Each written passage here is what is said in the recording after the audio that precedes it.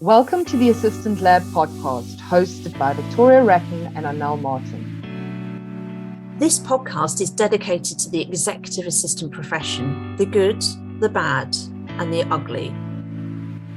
We've created this podcast for the outliers, the linchpins, the assistants who are serious about their careers. This is a podcast for those who are preparing for the future today. This is a space for no-nonsense content, benchmarking and tracking industry and world trends, as well as interesting interviews with exceptionally inspirational people. The goal here is to stimulate new ways of thinking and being in this profession. So, on with the show. Welcome to this next episode of the Assistant Lab. This week, I'm really delighted and excited to be joined by Ben Stevenson, who is a Chief of Staff at Bloom. And actually, Ben has had a whole career background in assistance, and he was in an executive assistant role before becoming a Chief of Staff. So we do take people right back to where Ben grew up, which it was in Cornwall in the southwest of England, and to many across the world is known as the ultimate surfing and tourist destination. But we go through Ben's entire career, what happened, obviously, when he left the education system, to sort of snaking his way around the country, landing up in London for a short time and making strategic career and thoughtful career moves, actually, which has culminated in him getting to the place where he is now, a place that he's, really happy and confident in. I'm wholly grateful to Ben for dispelling a few myths around the Chief of Staff, a role that I feel is really, really being hyped up in the UK at the moment. So Ben does provide some much needed clarity around that. And he also provides some real gem tips for assistants just looking to move forward with your careers and looking at your confidence levels if you've hit a rut, and just looking to, get more excitement out of the role. This is one that you're going to love, so enjoy. Well, good morning, Ben, on this lovely Friday, and welcome to the Assistant Lab podcast. How are you? I'm very well, thank you. Yes, I'm also very pleased it's Friday. It's been a very busy week. For anyone listening, this has been recorded. We are now into February, which I can't believe. I don't know about you, but January's just gone by in a blink of an eye for me. It has. I think it's kind of for what is always the longest month. I just think I'm just pleased it's over. To be honest with you, I think it's behind us. Let's just focus on the rest of the year, which I'm sure will go past just as quick. And I know we were having a little chat before we came on the record that I was doing dry January and all this like healthy super separate. Oh, it was actually my 40th birthday on the 6th of January. Oh God, then you resisted for that. Well, did you? I had what I said is I have a couple of glasses on the night, but then I would add on an extra day, and I have done that. But I've decided to carry on this kind of alcohol-free zone just for probably all of February as well, because it feels quite good, to be fair. So I'm all about the water now, and it's the old stock advice when they tell you about feeling healthy, which I know most Brits probably aren't at the moment, with it being winter, but it's such boring advice we've had from our doctors for years, like drink 2 litres of water a day, but it really does make a difference. I'm really noticing it. Do you drink 2 litres? No, my problem is I need to get into a decent routine with things, and I think I'll put my hands up. I did that in January. I mean, I kind of thought I went in. I finished the year with every intention to do dry January, as I do every year, to be honest with you. It just didn't work out. I think you have to kind of balance the pressures of work somehow. But no, I did manage to do a couple of weeks.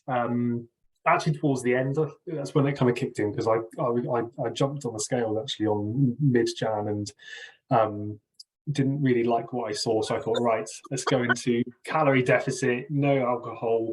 But no, exactly what you said though. It's amazing how much better you feel, even just kind of getting back into a decent diet, how much of an impact that has on your kind of your daily life, and how much you can focus and get done, and you just get up in the morning and think a little bit more positively about the day, get into the gym at ridiculous o'clock, but I need to just the water's the next thing for me, because I always have a bottle next to me, But I think just because I get so drawn into what I'm doing, I just don't think about drinking it, which is ridiculous, I know. But Oh, do you know what? I think a lot of assistants across the UK agree with you. I used to have this discussion when I was working in corporate in the city. We, like, my colleague and I, both EAs, and we both shared a little office together, and we both like used to go to the gym together at lunchtime.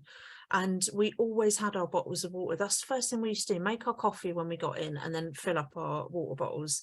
And yet we'd struggled to get through even the first one, because you're right, when you go into it, that's it. I mean, it's right. I mean, my bottle's sitting there right now next to my laptop, and I know that I'm in a habit with it now, so that's okay. But I totally get what you were saying there. It's just, and I think because it's winter in the UK as well, and it's cold, and like you kind of want hot drinks and things to keep you warm. And yeah, I don't know whether it's muscle memory, to be honest. I think maybe if I fill up my mug with water rather than coffee or tea, although actually, to be fair, I was very impressed with myself, because I usually have such a bad habit of drinking like 5 or 6 coffees a day just to kind of get me through. And I don't know whether it actually has any effect on me, because I don't feel any different now when I'm not drinking coffee than I did when I was drinking tons of coffee.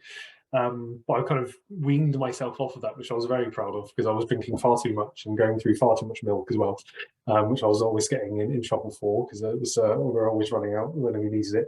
But no, maybe I'll start filling up my tea mug with water instead, and just kind of get into that. yeah, so keep us posted about that, because if it works, I think you'll have like thousands of assistants trying out the same thing, because that's one thing we never fail at, is making tea or coffee for ourselves. So we always kind of talk about where people are based at the moment. You're based up in the Newcastle area? So the company's headquarters is in Newcastle. I class myself as a bit of a nomad over the last few years, because I've kind of travelled around all sorts of places. So I'm in South Wales living at the moment. I'm actually in Cornwall today, so I'm at home. I flew back from Newcastle back to Bristol last night, and then jumped in the car back to mum and dad's, see them for the weekend and catch up with some friends. So Cornwall today, and then back up to home on Sunday. But it's been a very busy few years, from London in between, and Surrey, and all sorts of places. So. But that's the way the world of work has changed now, that literally you can have a head office somewhere, and then, you'll be working from here, working from there, and going, if you've got a day with clients, you could end up all day in London. Is that where you're from initially, is Cornwall? Yeah. Born and bred Cornish. So I left in about 10 years ago, and kind of moved to Exeter, and then just didn't stop really, and kind of just did all 4 corners, and ended up coming back for a while during the pandemic, and found myself in Wales, which was the final frontier, let's say. I love that. Like, thinking about, like, obviously you started life in Cornwall, so most of the UK, like, everybody loves Cornwall, and I mean, even me being based down here in Dorset, we still see it as a holiday destination. It is still a 3.5 hour drive from where I am in Dorset. It's to get, correct. yeah, it's correct. Where I am now is very much. I mean, I'm 20 minutes from St Ives, so it's quite far down, and it's and it is lovely. I think, especially in the summer. I mean, winter. I think the beauty of Cornwall is there's always something different to look at, even if you're going to the same places. I could drive 10 minutes down the road to the North Cliffs, where I've been going all my life, and it's always a different scene. I think it's always really, really, really nice. But and in the summer it's amazing. But I think what people don't see with Cornwall is actually, when you go inland to kind of the lesser known towns, is actually very quite deprived, and there's lots of poverty in places, and it's the kind of, people just have this view of Cornwall as it being this really sunny place with lovely palm trees around in places, and lots of lovely restaurants, which are always ridiculously expensive, but actually there's a lot kind of going on behind closed doors, which is a shame as well. Do you know what? It's funny you mentioned that, not funny in a ha-ha way, but I actually saw a documentary on this last year about Cornwall and Devon, and what happens when tourist season's over, basically, and they went into some of the inner towns, and it was just so unbelievably sad. And I don't know when it was filmed, this documentary. It definitely was done in the last 10 years. It's just they showed it last year, but the local MPs at the time were fighting desperately to get a voice in Parliament, and I mean, people were just kind of closed ears to it, and I found it really sad. So when you're kind of growing up there and you're in the education system and then you start thinking about what sort of profession you might want to go into, did you think, like, have that view, I'm going to have to get out of Cornwall because we've got no like massive industry outside of tourism and etc etc. What, like, how Yeah, I guess. I think I mean, I kind of did the usual. When you leave school, you kind of go into retail, and I did a brief stint at a holiday park, which I very quickly turned out wasn't for me. There were cow print trousers involved, so I'll say no more. And yeah, I think it's salaries, to be honest with you. And I think actually, if I don't know what I would do if I moved home now, and luckily where I am working, I've got the flexibility to work remotely. But I think if I actually thought, actually a big life change, I'm going to move back to Cornwall and get a job in Cornwall, one, I probably wouldn't get the salary I'm getting, and two, I just don't know if I would. The roles don't exist because like you say, you don't have the industry, you don't have the big corporates or necessarily business, and the roles are different. You can. I would imagine the view of a PA or an EA is very either traditional and isn't kind of what a lot of us are used to now as it's progressed. Or it's very kind of basic, and actually you're not given a decent scope to go and do very more value-added tasks. So. Yeah, and it's because I've often spoken to people before in more touristy areas, and they often do say, well, if I want a career, I've got to head to one of the cities or major towns. Now, did you mention to me earlier you went to university in Exeter? I moved to Exeter. I didn't actually go to uni. Oh, okay. So so when I was in sixth form, everyone was going through I forget what the system is now called, but to apply for the system to apply to university, and I just didn't know what I wanted to do. I thought, well, I don't really want to go to uni and get in thousands of pounds of debt for a course that I don't really care about. And I kind of went through the idea of do I want to get to teaching, or do I want to get to the police? Because my dad was a policeman and my grandfather was a policeman, so it was a bit of a family kind of thing there. So yeah, I just thought, do you know what, actually I'm not going to do it. And then I ended up having a conversation with my A-level English teacher, and she said, well, actually, why don't you look at this public relations course down at Falmouth University? And I went along, did the kind of open day, applied. I did get a place, deferred it, and I was, like I touched on, I was working in retail, worked at Tesco whilst I was in sixth form. And ended up just doing the management development course in my gap year, essentially, and started earning money whilst everyone else that I knew at university was not. You did exactly the same thing as me. Yeah, I mean, I don't know about you, but the minute I got to 16, they were kind of like, right, pick your A-levels and then you need to choose your uni now. And but they knew full well, because of the background I was from, I was never going to uni, and it was off the cards. Like, it just wasn't even a conversation. But it's what you just touched upon there. I found this. So I was in that workforce at 16. And by the time my friends had come out of university, like, I was earning what I thought to be a decent salary. They had all this kind of debt, but and then I had a mortgage by like 20 years old. And some of them were like, how have you made this happen? I've been to uni, I should be the one getting the mortgage. And I said, well, I've already been in the workplace 4 years now. Yeah. So I just, same as you, I didn't fancy that, the idea of debt. And they try to sell it nowadays. It's not debt, it's an investment. I'm not quite sure I see it like that when because there's no guaranteed job now at the end of the degree. And this is one thing I've always kind of taken issue with, which was, you go and spend 3 or 4 years doing a course, it could be history or law, and then you get a job doing something completely unrelated.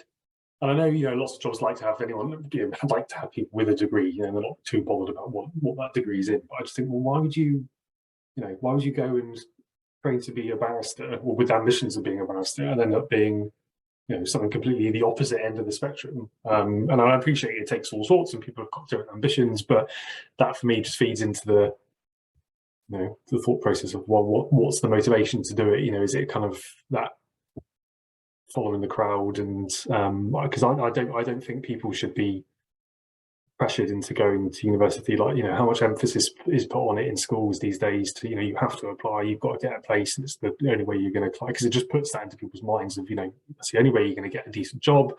And actually you've got the kind of situation we're in now, where there's a huge kind of vocational skills shortage, because people actually who would ordinarily, 20, 30, 40 years ago would have gone off and done, carpentry or mechanics or engineering or electrician, plumbing, all those kind of things. People don't get given that option. And I think actually it's more of a change to say, you know what, it's okay if you don't want to go to university or if you don't think you're up to it. We've got this amazing program of, other kind of skills and courses you can take, because that will just backfill that. I totally 100% agree with you. I mean, like, apprenticeships obviously were big, and is kind of what I underwent after secretarial college, but it was a good fit in, and it was a guaranteed salary and some extra learning as well.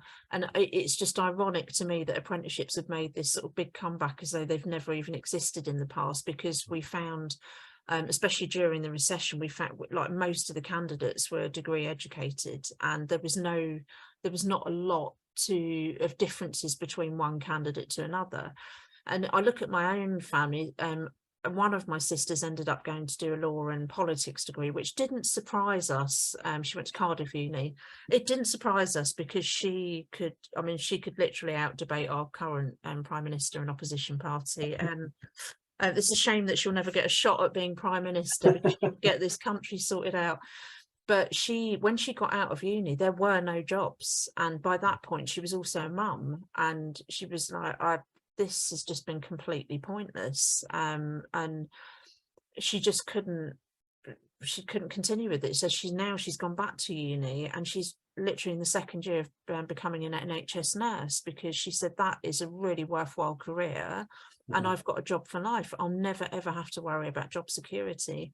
And she said she's finding it. I mean, I know a lot of staff are leaving the NHS at the moment, but she's somebody who's literally head first going into it, knowing. Which is good, isn't it? It's good, and I think that's one of the good things actually of all of these kind of university courses that you can do, later in life or whenever you want to do, and kind of a bit more self-paced learning, which does give you the option to go back in and kind of retrain. But I just think it gives you the opportunity, having those courses available when you are a little bit older, gives you that opportunity to actually work out what you want to do. Yeah. So you might have somebody who doesn't want to go and do that when they're 18 and wants to go off and do something else, or travel for 3 or 4 years, or whatever. And actually, there's always those routes back. But I just think, the pressure to. You've just reminded me of something before we get back into your life. I was telling my neighbour the other day, in one of my EA roles, I had an assistant, because the workflow and load was just huge. It was massive.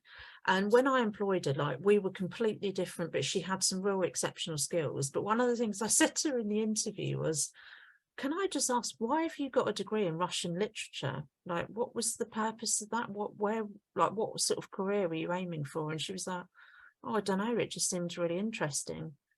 And I was like, wow, that is a real privilege, to be able to just go to university to do a course because it's interesting. Mm-hmm. And, we got on fabulously well, but I think, well, she definitely said to me, I rubbed off on her because I've got a very much more pragmatic and thing, where I wasn't, her weaknesses were my strengths and vice versa. So it worked for us, but she said she'd realised that she'd made a mistake with the Russian literature. And I'm like, but wow, I mean, obviously your parents paid so you don't have any debt. But it's just such a privileged thing to be able to do, just go and pick something because it's something that interests you. Yeah. It's always stuck with me. One of my tales. But you went into the Tesco management program. Now, I used to do the shifts on top of night shifts at Tesco's, on top of one of my secretarial jobs because it was so poorly paid. This is years and years ago. But Tesco's had one of the most amazing reputations for their management, getting people into their management program. Did you is that what you experienced? Yeah, I think it was, I forget what it was called now, options, maybe something like that. It was always, the structure was always very good. And I think the in-store support was really fantastic. Thankfully I didn't end up on nights. I think I was an early part on nights, and I was did whatever I could to not end up doing that. But no, I think it was definitely a good experience. And I remember being, the only downside actually for me was because of, again, being in Cornwall doing it. I was kind of 17 and travelling an hour and a quarter each way to go up to a store in Launceston from where my mum and dad lived. And in the height of the summer back, where before the A30 in Cornwall was expanded, it was terrible because he was going for that kind of 1 till 10 shift, and it would take about 2.5, 3 hours sometimes just to queue to get out because of the amount of tourist traffic. So yeah, that was my unhappy memory of that time. But no, I did really enjoy it, and I just think that, again, the people you kind of meet when you're doing it, and there was always quite a good L&D kind of investment, I guess. I mean, it's probably evolved. Well, I would imagine it has evolved over time, but at the time it was still quite good. And there was, they sent you off to do various things, even as a team leader. Before you got into a more of a kind of management or duty management role, they had a lot of. I think they had a lot of time to do that, which was good. Yeah, I mean, I definitely saw people go into. I mean, as I said, it was just like an add-on job for me doing the night shift, but I did learn a lot being at Tesco's as well, and working with different people from different backgrounds. And, the managers at the time were under a lot of pressure, especially during the night shift. We did manage to have a little bit of fun, though, and we did get some free bakery back then as we were leaving at 6 a.m. That was always a winner for me. I don't think they do that now.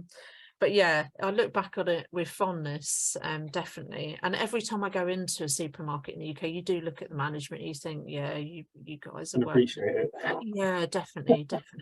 So what happened after Tesco's? Where did you go next? So from Tesco, I went to HSBC. So I went and moved into a like a personal banking kind of role. And again, it was kind of probably a product of, again, that kind of Cornwall. There wasn't much movement you could do at that age, and I was there for probably about 2 years, and it wasn't.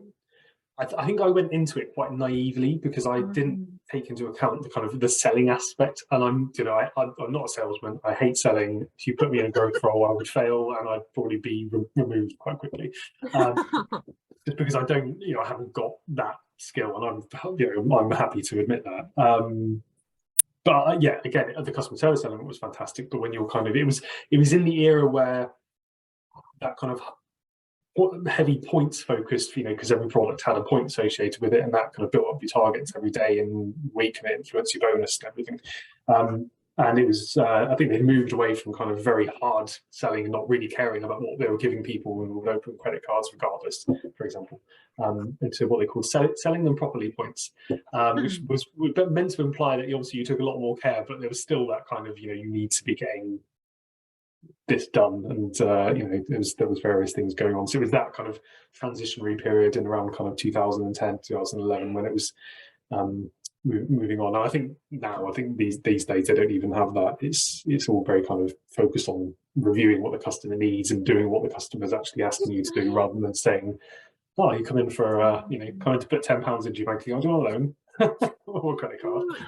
Wasn't that when the banking scandal happened, that like Martin Lewis and the press? Yeah, it was. Like, it was just after that, because I remember having to, on quieter Saturdays, we would be in one of the safes which had been changed into just document storage, and you would get sent a list from head office, and they would say, right, you need to find all these files because these are all related to PPI claims. And you would have to crawl back through all this account opening information to try and find what was actually done and send it all off. So yeah, it was kind of definitely on that. Well, some of that happened in the 80s, didn't it? I mean, it was like a long time ago. Yeah. So what happened after HSBC then? So HSBC, I moved to Next. So I had a brief stint at Next. It was definitely I wouldn't say a turbulent period of my career, but I kind of, after Tesco, I was there for nearly 4 years, and it was quite settled, and moved to the bank, moved to the Next for about 18 months, and I was in an ops management role at Next, and it was great, but I ended up meeting someone and moved to Exeter, so it was kind of just put an end to that basically. And then the real career started, which was good. You kind of got into a bit more of a city, which was great. And moved up to my first proper role then, which was fab. Which was a company called UCheck. I've heard of them. Yeah. Yeah, so they used to be based out in a little village called Cristo on the edge of Dartmoor, and then we kind of I was there for about 3.5 years, and we moved into Marsh Barton, big industrial estate in Exeter, and I started off as a customer service manager, then office manager, then ops manager, and yeah, it was a nice, really good team, and it was kind of family run business, lots really kind of close knit, and yeah, lots of opportunity to have an impact and add some value, which was good. I always think it's good to try and get some experience in a family run company, because it's got that kind of frenetic pace to it, and you tend to get involved in lots of different areas. So you can kind of work out, when you go to work in some of the bigger companies as an assistant, you can kind of work out where your specialism might lie, and if you want to be an EA in HR of a big firm, or marketing or business development. And you only really, as I said, work that stuff out when you've been in a small company and dipped your fingers into those areas, and a bit of trial and error, really, isn't it? Yeah, definitely. And I think it was I think you hit the nail on the head. And I think for me, when I then moved to London, after my kind of 3 years in Exeter, I moved into it wasn't a massively corporate business. It was kind of, I went to London with these kind of visions of what London life I thought was going to be. And actually, if I could write down my perfect role in the kind of office that I wanted, it ticked all the boxes. So I joined a company called Globalec as the office manager, and then eventually, within a few months, took on the kind of PA support for the chief HR officer as well. But that was probably the most corporate I've been in, and probably more from the sense of, when you compared it to UCheck, and also to where I am now, actually, because it's a little bit similar to UCheck, your role and your remit is quite set. Whereas you don't have that opportunity to go off and do different things and get involved in, you might get involved in finance, or you might get involved in recruitment or set. It's just completely different kettle of fish. I loved it, don't get me wrong, it was one of the best jobs I've ever had, and I got a lot from it, and I grew a lot whilst I was there as well. But I think it kind of made me see that actually I thrived more in kind of smaller businesses or growing businesses, or in that kind of startup, that kind of environment, where you've got everyone's doing everything and you're kind of wearing lots of hats, which is always fun. I totally get it, because I was all about the variety during my career, and I did get that in corporate, but I had to fight really hard for it, and it wasn't typical of corporate PAs. I mean, a lot of corporate EAs and PAs don't realise how boxed in they are until they go and work for a smaller firm or startup. Yeah. And then they realised actually there is a lot more things you can get involved in. I mean, there's higher corporate hierarchies. Even expenses have to be signed off by 1,000 people, that kind of mentality in corporate. And when I was in PLC, I made it work for me. But I do think, when I sit there and listen to a lot of corporate EAs, I do think actually some of that was luck on my part, and just having a really amazing director who was willing to let me run wild with the role and turn it into something else. And it actually, what I did with that EA role at Hays, it frightened part of the company, because the minute I left, because I empowered all the other PAs to do it, the minute I left, they were like, right, back to traditional, back to basics. And it's like, it was proven what the huge benefits it was, but I do think a lot of corporate firms do struggle with that, and the public sector as well. And it's, it's so sad, Ben, and it's so irritating, because it's like you could get this real return on investment. These people are sitting there willing. They're actually willing. You've got employees in other departments who are sitting there, barely turning up, being lazy, giving you a half-baked attitude, and yet you've got thousands of assistants across the UK who are there. They're ready to get involved, and they're just not been taken up for that. It's a shame, because I think it's that perception piece and that kind of lack of understanding. I think you do find, private sector, and again, kind of more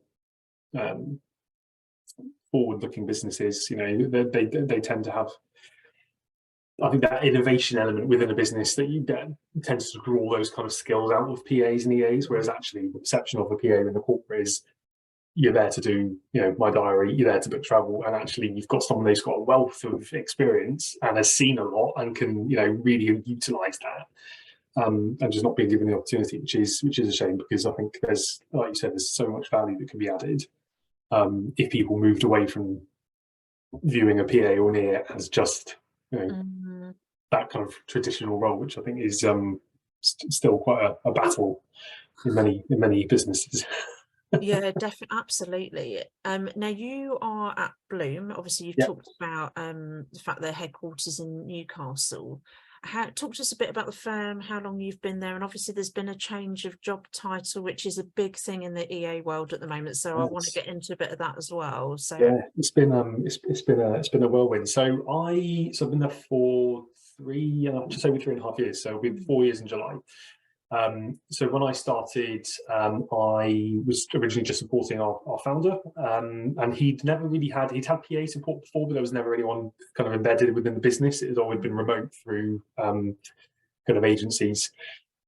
So when I first came in, it was quite an interesting experience, because I think I was probably viewed a little bit as a bit of a mole, and everyone was lovely. There was no one who was difficult to get along with, but you could tell they were a bit cautious. And it kind of restricted me a little bit for the first few months, because you couldn't necessarily get out of people, the whole picture, probably because they just didn't want it to be fed back. So then we took on a new managing director, who I then took the support of, and that was a really fantastic opportunity, because I was able to work with him to build out essentially the kind of first management team and structure within the business, and play quite a pivotal role in how it looked and how it was defined. And then the pandemic hit. And then we're here today. But no, I think throughout the pandemic, it was a really interesting time, because obviously everyone adjusted, as we all did, to working from home and trying to grapple with all the challenges that threw at us. And what was good with Bloom is that we were able to keep everyone in the business. No one was furloughed or anything as well, which was fantastic. We were able to kind of keep full capacity and headcount. And then towards the end of 2020, we started going through our first round of private equity-backed investment, which was really exciting. Busy time, very stressful. And just towards the end of 2020, so it was definitely 2020, we took on, so our MD left, and our new CEO was appointed, who'd already been with the business for a few years. But Annabelle, my boss, took on that role, which was fantastic, and kind of just accelerated the business as well. And we completed that investment round in April of 21, and it's just been a whirlwind ever since, really, to be honest with you. But it's a fantastic business to be a part of. It's a fantastic team. We've grown exponentially, and both kind of real terms, but in terms of headcount as well. I think when I joined, we may have been bobbing around kind of 55, 60-ish, and I think we're just shy of 100 now. Wow. So in 3 years, it's not too bad. That's good growth. It's fantastic, and a lot of that, is around the UK, and I think that's been the positive of the pandemic. Certainly for us, is actually we've been able to keep a core team within Newcastle. We've got about a 50-50 split of those who are kind of local to the head office, and then the other half are around the UK, or down to St Ives. There's two others in Cornwall, Northern Ireland, Scotland. You just get that wealth of experience and talent that you wouldn't, it just unlocks all these people that you wouldn't necessarily be able to have. And I think that's massively contributed to our growth and the success of the business, and all the recognition and awards that we've won over the last few years and continues to do, which is good. It's an exciting time. So my role then changed from EA to Chief of Staff in July of 2021, and that was very much it was a joint kind of proposal and ambition for me and Annabelle. Annabelle's a fantastic boss. She really recognises, the value the role can add, and just saw that what I was doing and the level I was operating at was just far beyond what was expected of me in that kind of EA role. And it was nice to be given the opportunity to transition from just being an EA and moving into that Chief of Staff position, and actually adding more kind of strategic value. And like you said earlier on, about recognising that and actually being in a business that utilised it, which was good. So it's kind of grown since then, really. And then we took on a second PA for the business in October 21. We've also just taken on another one as well. So I've got a couple of people in my team, which is good. So kind of growing out that support function, which has been a really good experience as well, because it's nice to actually kind of, embed what your own brand, I guess, within the business and what you stand for, and then just start to really kind of send that out to the wider team, which has been it's been excellent. And yeah, my role just continues to change really. It's one of those beasts that never stops. So we've been doing a lot of sustainability work over the last couple of years. So social value for us as a business has been a massive part of what we do, and it's been ingrained in everything we do for the ever since we kind of came into being, I guess. But actually, I was tasked last year with building out our sustainability and ESG strategy, which was launched a couple of weeks ago at our conference. And yeah, kind of leading on that now as well, alongside other things. Oh, that's fantastic. I absolutely love it. Now, there is a bone of contention, and I'm not expecting you to be the person that answers every single, thought or opinion that people have got on this, but there's been a lot done in the industry in the last year about pushing this chief of staff role. And there seems to be a lot of confusion about what the chief of staff role is. I've seen some training providers promote it in a way that I don't believe that's chief of staff duties. And also I've got no problem with the role itself. I've seen the chief of staff role performed. 20 years ago, I was working in the EDI space for a CEO, and our president was John Varley, who was the group CEO of Barclays. And he had a chief of staff, Matt, and then his executive assistant, Claire, then he had a PA, Linda, and then there was an admin. But it was, their roles were all really, really clearly defined, and it made sense to me. But here we are 20 years later, and now what PAs are being told in the UK is, right, you get up to the C-suite and the next step is the chief of staff. Now, my issue with it, and please feel free to debate with me, chop my head off over Zoom.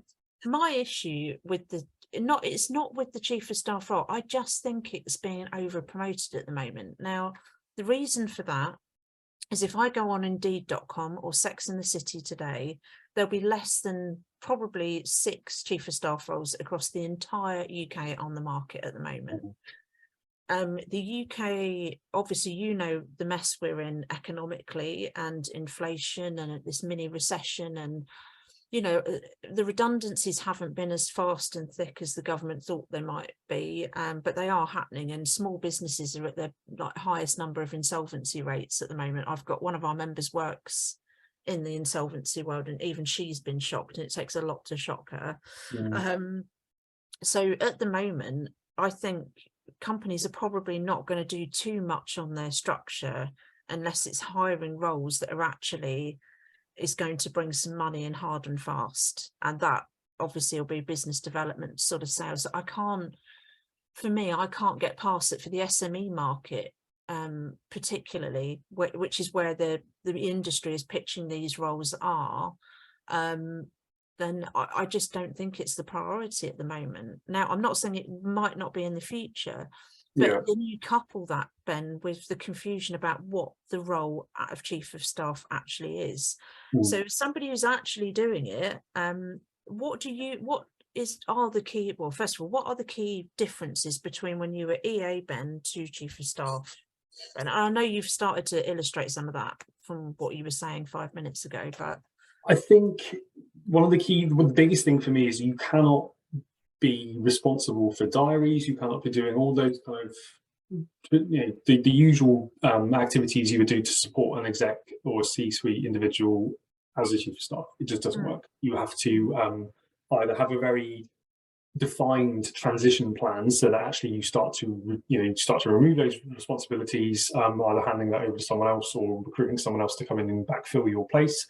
And I think you also have to be either attached to another business area, because for me, the chief of staff role is actually more about transitioning into a leadership role within the business than it is about being this next level being that people think, oh, actually, I really like the sound of a chief of staff because people have got,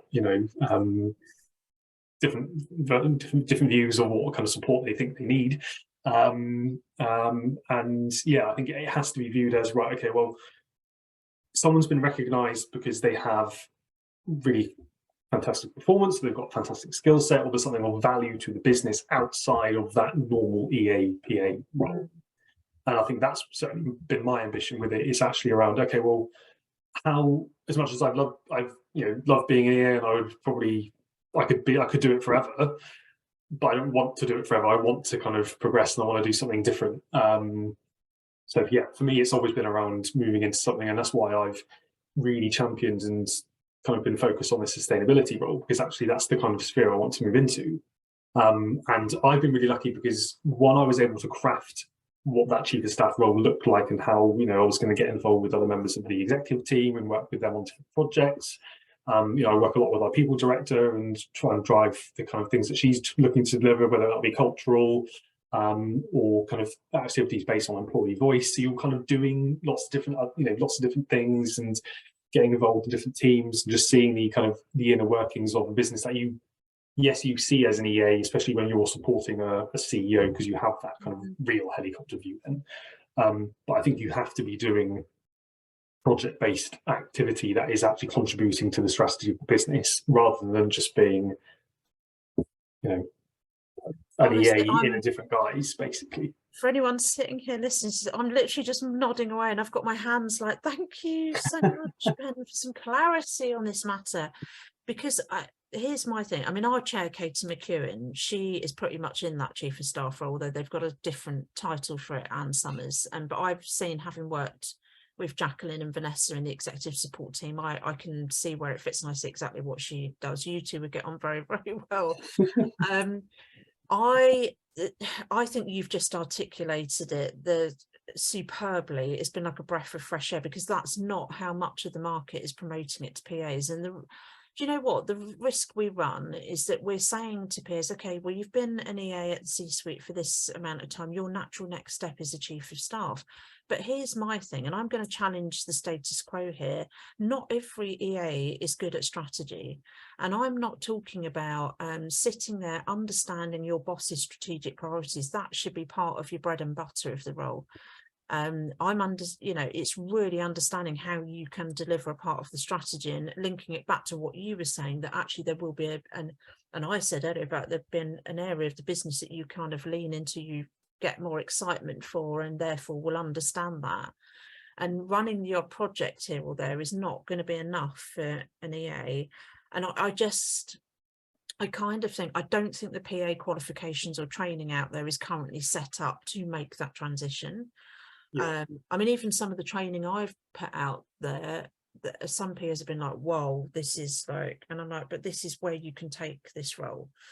Now, I never had the chief of staff job title, but I definitely had that. And that's the other bit of comeback I'll have in the industry is, well, I am doing all that, but I've still got the EA job title. So we've got that argument as well to throw into the mix, which I'm sure that's going to come up a lot over the next couple of years. But what would like, just off the top of your head, Ben, like any EAs sitting there listening to you saying, well, I am doing what Ben's doing and what Vic's done in her career, but I'm still called an executive assistant. They won't give me that chief of staff. I mean, what would you do, and how is there any kind of quick tips? And I mean, the route I took was very. I think you have to be very clear of what you want and what your kind of goals and ambitions are. I think that's the first thing, which might seem really obvious, and it probably is very obvious. But I think actually, and I appreciate this changes from business to business, and some people have a better relationship with the boss than others. But I think you have to be able to articulate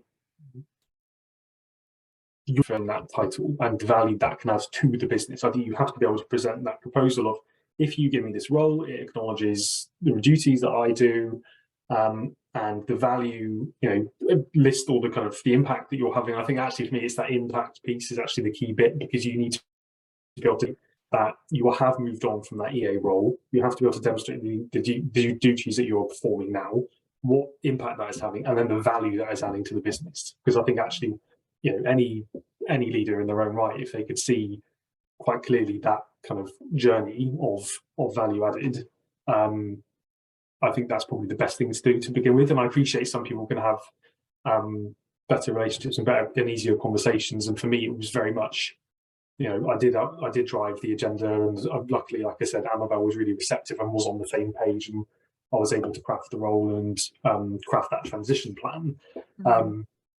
But like you said, if you've got something that is a little bit more constrained by budget, and they don't necessarily want to let go, because I think this is another thing. Actually, you've got some leaders who are afraid of letting go of a PA because it's someone they're used to, especially if you've been in a role for 3 or 4 years, and they just have an innate fear of having someone new and having to deal with someone else, or not having the same level of support, which I think is nice in some ways, because actually you feel really valued, but at the same time it's totally unfair, because you have to let that person progress.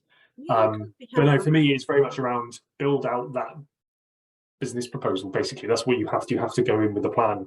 It has to be the why, the background for it, and the outcomes, I guess, of what you want that role to then have. That's what I did, and that's what I would definitely promote. Yeah, no, again, I love it. Do you have line management responsibilities that have come under that now? And are they like fellow assistants or? Yes, so I've got 2. Well, I have one. So I've got Jay, who I brought into the business in November of last year. So he joined us, and he looks after our kind of wider D-suite team. So he looks after 4 people, and we're recruiting another PA. In the process of recruiting another PA to look after our CEO and our founder as well. And I've just taken on our head of social values line management as well. So she's now reporting to me, which is good to make a good team. So I will have 3 people within a few months, hopefully, if the PA market decides to speed up again as it wasn't doing before Christmas. I know, it just went into like this slow motion, real slow motion. I mean, obviously, having worked in recruitment as an EA for such a long time, I see this kind of up and down, and it's really bizarre, because you hear from employers like I had from an employer last week, and they said, Vic, we had like 100 applicants for this EA role. But then on the other hand, they said most of the applicants were really, really poor quality. And this is my issue. Because again, this is perception of the role, isn't it? Because you have people come in, and do you know what I think if you were in a bigger business and you had more time and resource to train people, I would love to give people an opportunity. But when people apply for our role, or for the roles I was recruiting for, you can't, as much as I would love to bring in someone who has never been in a PA role before and train them up and get them to a point, you can't in that size business. You need someone who knows what they're going to do and is going to hit the ground running. But the variety of people that were applying, I saw a lot of teachers actually, which was a real shame, applied for it. And obviously that's either because they can't get the jobs because there's no budgets in schools, or they've been forced out because of the conditions they're working in, which is a whole different topic which we won't get onto today. But yeah, I just think the variety it's mad, and he just spends such a long time trawling through these CVs. Oh, I think we might have lost you there. Hopefully you'll come back in a second.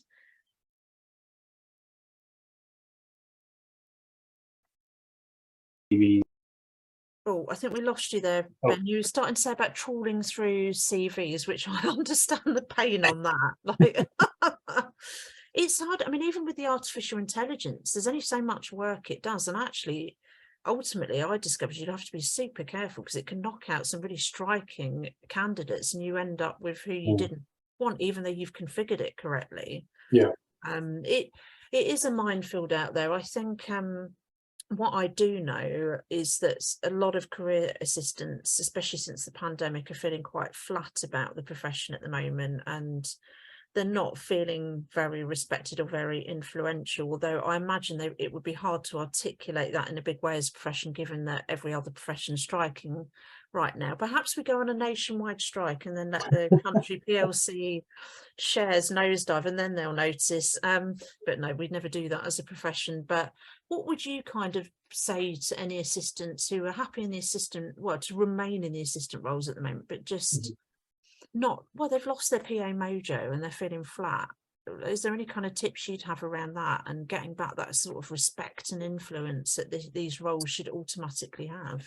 Yeah, I think, I mean, if it's to the first point around kind of losing your mojo a little bit, I think you can run out of steam, and it comes into that burnout piece as well, that conversation. But I think for me, as much as you can be working with other PAs, whether you work with other PAs or whether you're the only PA in business, I massively value, getting involved in PA networks, and there's tons of them around, and there's lots of variety, and there's, if you can go to ones that are face to face or remote or online, because I think actually when you can start to invest back in yourself, invest time in yourself, and start to develop your different skills, because I think sometimes it satisfies an itch that you might not be getting within the business, because these roles aren't necessarily considered worthwhile investing in from an NMD perspective.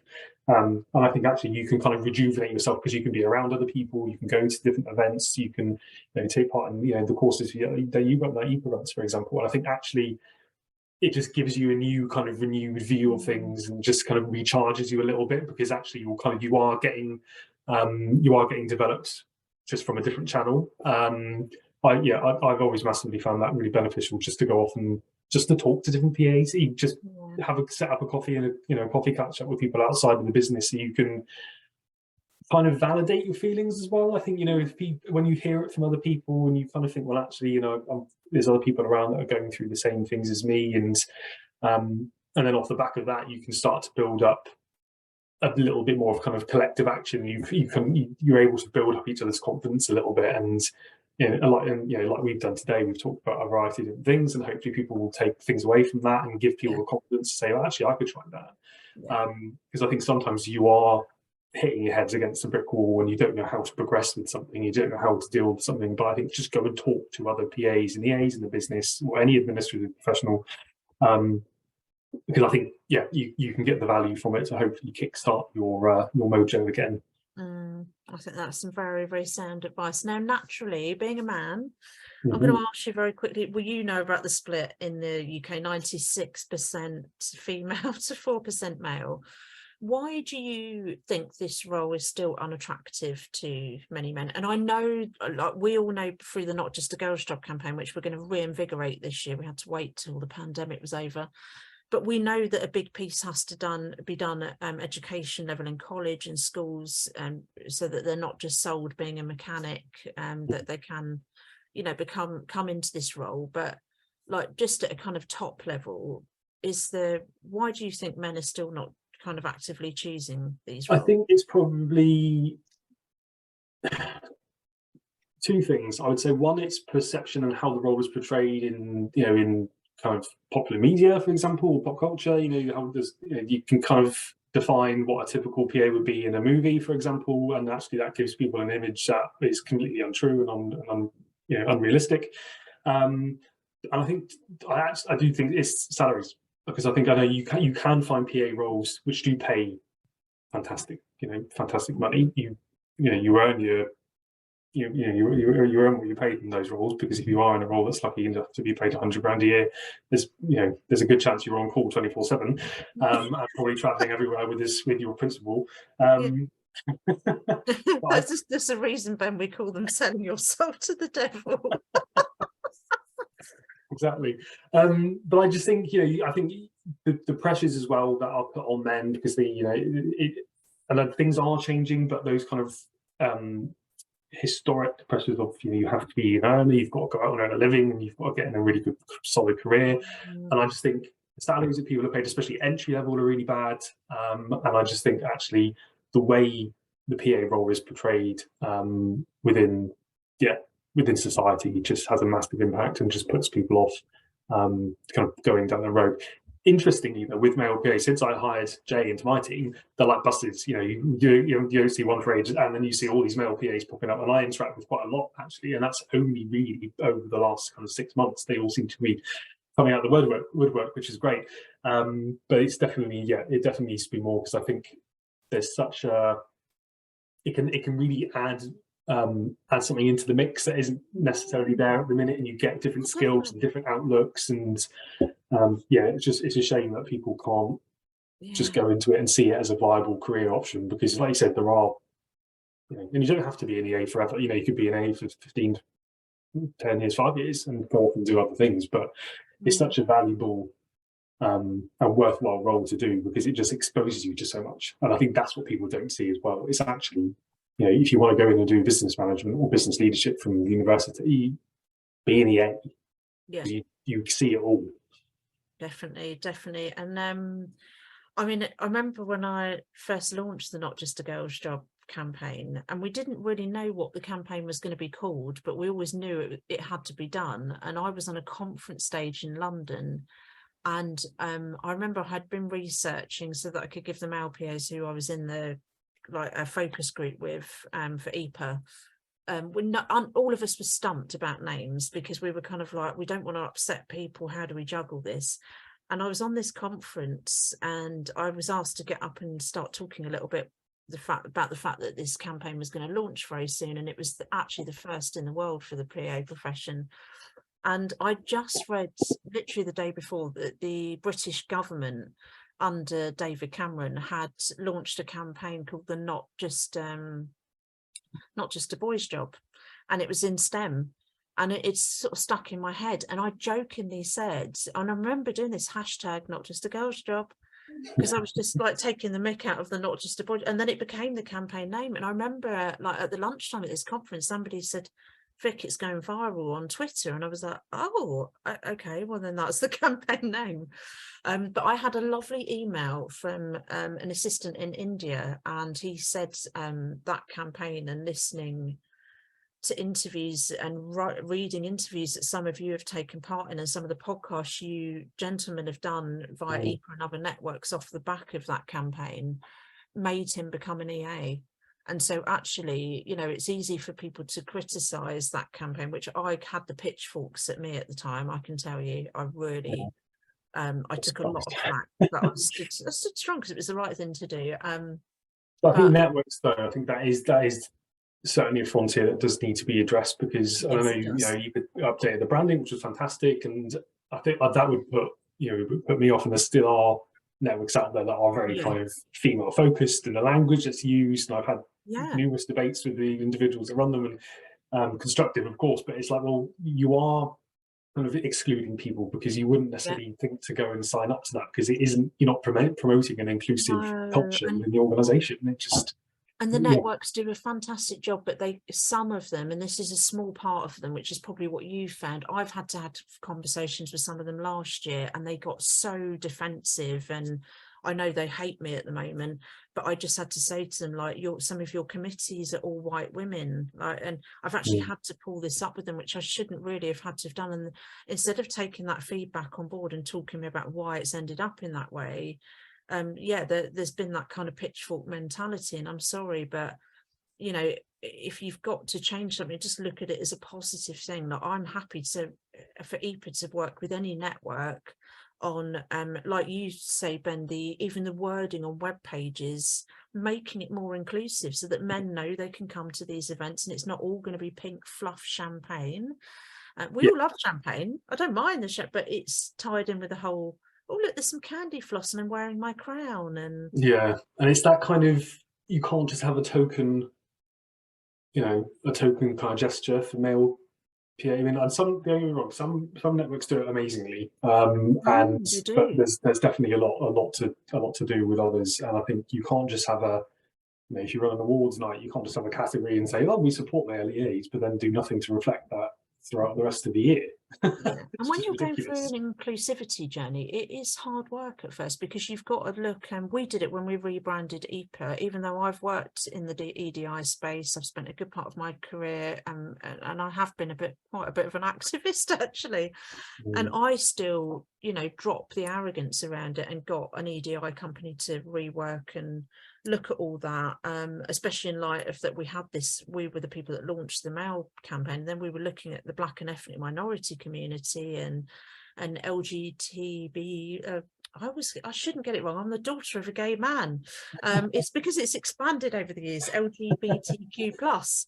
And it's obviously because being the daughter of a gay man, it's naturally something I'm very, very passionate about anyway. And I just don't see these things reflected in our industry at the moment. We're definitely on the right track. But all I would say is to anybody that I've approached, just don't get defensive about it. Do something about it, because it'll end up being really positive for us all. Yeah, exactly. And get more men into the profession as well. I've really enjoyed the male PAs I worked with when I was the PA myself, and also networking as well. It's been amazing. So now we always finish our interviews. I know I've overran a little bit, Ben, so sorry. I know you're super busy, but I always like to finish the interviews asking two things. Who's inspired you or in your career, or currently right now from a professional perspective, or maybe it's personal and it's been motivating, and any lessons that you've learned in terms of reflecting back? I think from an inspirational perspective, I really look up to my current boss, Annabelle. I think actually I've grown considerably under her kind of leadership and under her watch, and I owe her quite a lot, especially with the opportunity she's given me at Bloom. And then off the side of that, I've worked really closely with a guy called Tim, who's Chief of Staff at Channel 4, and we've kind of started off doing some mentor sessions, and we're just developed into a friendship now. It's massively beneficial. I think actually those two individuals for me have, because I always advocate having a mentor regardless of what period of your career you're in, because you can always learn something and try and find someone that's a little bit, has gone down a similar path to you, and he was an EA and moved into Chief Staff. So Annabelle and Tim definitely from an inspirational perspective. But I guess advice wise, or lessons learned from me, I think you just have to, I think one of the things that what I've learned, especially over the last few years, is to face your fears with big decisions or with those difficult conversations, because as much as you can be pushed outside your comfort zone, and I've used to really struggle with my confidence going back, just 2 or 3 years, and I had to do a lot of work on that. But I think actually when you put yourself into those situations, you see actually it wasn't that bad. You can learn from it, you grow from it, and importantly as well, you can get those opportunities that you want from a career perspective, because you're actually going there with a bit of a passion behind you, and getting what you want. So I think definitely face your fears and try and push yourself out of your comfort zone, because it will pay off. Yeah, I absolutely love that. Thank you so much. And I do want to say thank you, because you've been such a role model and inspiration to female assistants as well, and how encouraging you've been over the years. And obviously it's been announced this week, and Ben and I are judging the We Are the City Rising Star Awards, the EAPA category, which I'm thrilled to be doing with you. It's always it's a manically busy category, so I'm really looking forward to seeing who ends up in that this year. So anybody that is listening, please go to wearethecity.com. You can nominate, you can self-nominate, but we're really looking forward to seeing who the final 10 and then the final 5 shortlist will be. So that's something great. And again, thank you for giving up your time today to be with me. It's a really extraordinary story. The more I think about it, and I'm a massive reflector, thinking about that boy from Cornwall and everything you've done, and moving around the country, and like you said, facing the fears and driving your ideas forward. I think that's really, really commendable. So thank you. Thank you very much. Brilliant.